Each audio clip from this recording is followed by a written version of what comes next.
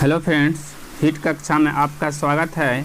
आज हम आपके लिए फिर मॉडर्न हिस्ट्री के 10 क्वेश्चन लेकर आया हूं। यदि आप चैनल पर नए हैं तो चैनल को सब्सक्राइब कर लें एंड बेल आइकन को प्रेस कर लें ताकि मैं जो भी वीडियो अपलोड करूं वो आपको नोटिफिकेशन टाइम पर मिल पाए। चलिए आज का पहला क्वेश्चन शुरू करते हैं। भारत में अंग्रेज़ों के समय में प्रथम जनगणना किनके काल में हुई थी? तो हमारा ऑप्शन है लॉर्ड डफरिन के, लॉर्ड लीटन के, लॉर्ड मेयो और लॉर्ड रिपन। तो इसका सही आंसर क्या हो जाएगा? Lord Mayo.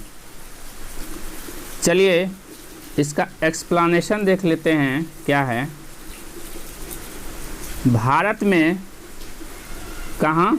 भारत में पहली जनगणना सन 1872 ईस्वी में वायसराय लॉर्ड मेयो के शासनकाल में कराई गई थी, किंतु नियमित 10 वर्षों के कितने वर्षों के 10 वर्षों के अंतराल में होने वाली जनगणना 1881 ईस्वी में लॉर्ड रिपन के काल से आरंभ हुई। 1872 ईस्वी की जनगणना को मानते हुए 2011 की जनगणना 15वीं और स्वतंत्र भारत की 7वीं तथा 21वीं शताब्दी की दूसरी जनगणना इनके द्वारा भारत में स्थानीय स्वायत्त स्थानों को सशक्त बनाया गया तथा इनके कार्यकाल में पारित फैक्ट्री अधिनियम में महिलाओं तथा बच्चे की कार्यविधि के घंटों को क्या किया गया? सीमित किया गया। चलिए अब नेक्स्ट क्वेश्चन देखते हैं। सर टॉमस मुनरो किस भू राजस्व बंदोबस्त से संबंधित थे? तो हमारा ऑप्शन है अस्थाई बंदोबस्त, महलवारी बंदोबस्त, रैयतवारी बंदोबस्त और इनमें से कोई नहीं। तो इसका सही आंसर क्या हो जाएगा? रैयतवारी बंदोबस्त। चलिए इसका एक्सप्लेनेशन देख लेते हैं क्या है।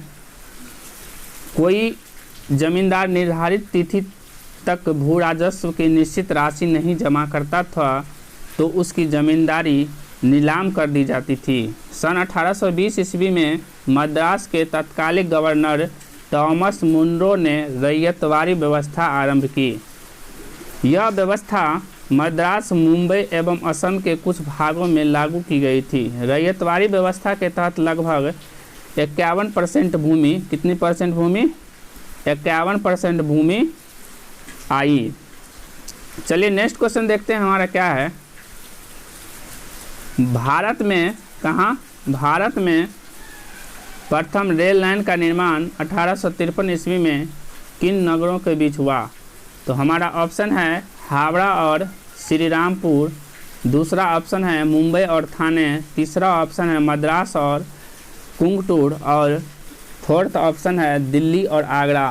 तो इसका सही आंसर क्या हो जाएगा? मुंबई और ठाणे। चलिए इसका एक्सप्लेनेशन देख लेते हैं क्या है। भारत में प्रथम railway line British governor general Lord Dalhousie के समय में बिछाई गई। मुंबई से ठाणे तक 1853 ईस्वी में प्रथम रेल भारत में चली। यद्यपि रेलवे लाइन बिछाने का बृहद स्तर पर कार्य किसने किया? लॉर्ड कर्जन के समय में हुआ। चलिए नेक्स्ट क्वेश्चन देखते हैं क्या है। स्वतंत्रता पूर्व अवधि में ब्रिटिश सरकार द्वारा भारत में आधुनिक शिक्षा के प्रसार का मुख्य उद्देश्य क्या था? तो इसका सही आंसर क्या हो जाएगा? छोटे प्रशासनिक पदों पर नियुक्ति हेतु शिक्षित भारतीयों की आवश्यकता। चलिए इसका एक्सप्लेनेशन देख लेते हैं क्या है। स्वतंत्रता पूर्व अवधि में ब्रिटिश सरकार द्वारा भारत में आधुनिक शिक्षा के प्रसार का मुख्य उद्देश्य छोटे प्रशासनिक पदों पर नियुक्ति हेतु शिक्षित भारतीयों की आवश्यकता। वस्तुतः यह लॉर्ड मैकाले के 2 फरवरी 1835 ईस्वी के स्मरण पत्र से ही स्पष्ट था। मैकाले पुरुष की एक ऐसी श्रेणी उत्पन्न करना चाहता था जो रक्त और रंग से भारतीय हो किंतु अपनी प्रवृत्ति, विचार, नैतिक मापदंड और प्रज्ञा से अंग्रेज हो।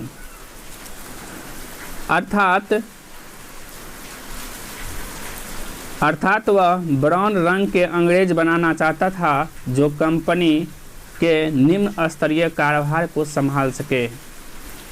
चलिए हमारा नेक्स्ट क्वेश्चन है, अस्थाई बंदोबस्त के तहत जमींदार को पूरे लगान या भू राजस्व का कितना % राज्य को देना तय किया गया था।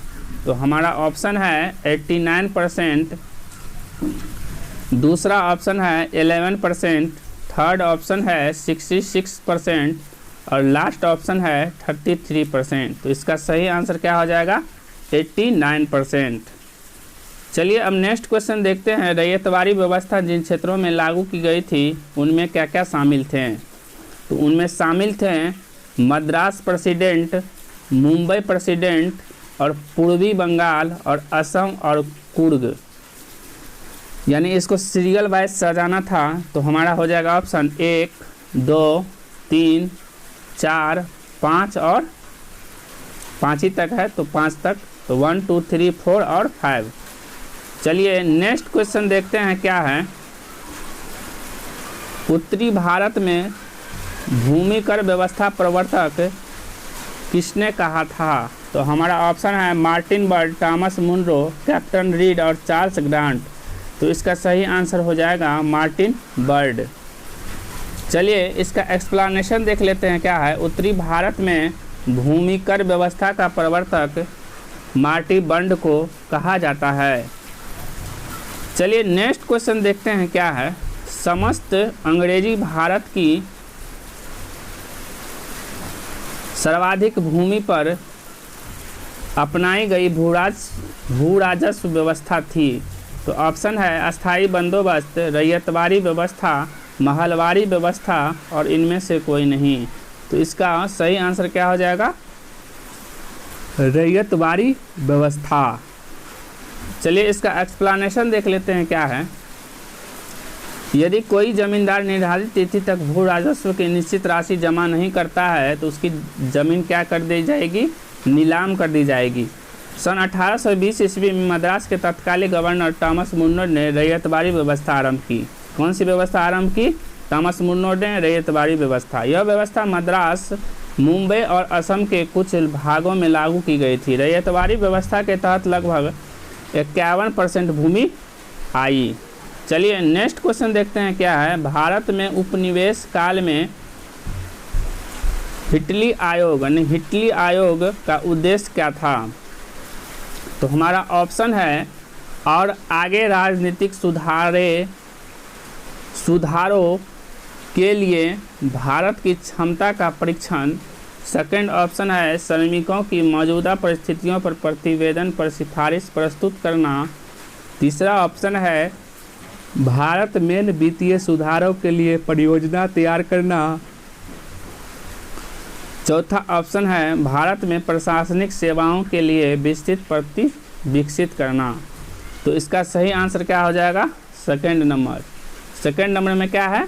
श्रमिकों की मौजूदा परिस्थितियों पर प्रतिवेदन पर सिफारिशें प्रस्तुत करना। चलिए इसका एक्सप्लेनेशन देख लेते हैं क्या है।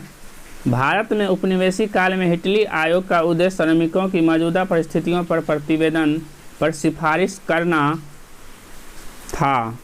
चलिए नेक्स्ट क्वेश्चन देखते हैं और लास्ट हमारा है, भारत में भारतीयों द्वारा 1881 ईस्वी में स्थापित हुआ तथा उनके प्रबंध में चलाने जाने वाला समिति देता का प्रथम बैंक कौन था। तो हमारा ऑप्शन है हिंदुस्तान कॉमर्शियल बैंक, दूसरा ऑप्शन है अवध कॉमर्शियल बैंक, तीसरा ऑप्शन है पंजाब नेशनल बैंक और चौथा ऑप्शन है पंजाब एवं सिंध बैंक। तो इसका सही आंसर क्या हो जाएगा? Awadh commercial bank. चलिए इसका एक्सप्लेनेशन देख लेते हैं क्या है। भारत में भारतीयों द्वारा 1881 ईस्वी में स्थापित हुआ तथा उनके प्रबंध में चलने वाला सीमित देता का बैंक अवध कॉमर्शियल बैंक था। ओके फ्रेंड्स, यदि आपको वीडियो अच्छा लगे तो लाइक एंड शेयर करें अपने फ्रेंड्स एंड टीम में और वीडियो को जितना से जितना हो सके शेयर करें और चैनल पर नए हैं आप तो चैनल को सब्सक्राइब कर लें एंड बेल आइकन को प्रेस कर लें। फिर मिलते हैं नेक्स्ट वीडियो में, तब तक के लिए थैंक यू।